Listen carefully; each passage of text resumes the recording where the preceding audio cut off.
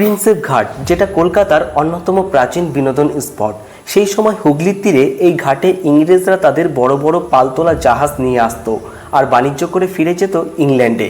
এমনই 1819 সালে কলকাতায় এসে পৌঁছেছিলেন জেমস প্রিন্সেপ। অগাধ পাণ্ডিত্যের অধিকারী এই ইংরেজ ভারতবর্ষকে মনে প্রাণে ভালোবাসতেন। জীবনের বেশ কিছুটা সময় তিনি কাটিয়েছিলেন বেনারসে। ওখানে তৈরি করেছিলেন একটি টাকশাল, সাথে মৌর্য যুগের শিলালিপির পাঠোদ্ধার করেন। পরবর্তীকালে কর্মসূত্রে আবার ফিরে আসেন কলকাতায়। এখানেও তিনি নিজের কাজের ছাপ রেখে যান। এশিয়াটিক সোসাইটির সেক্রেটারি হিসেবে ভারতের ইতিহাস নিয়ে তিনি একটি জার্নালের ওপর কাজ করেন।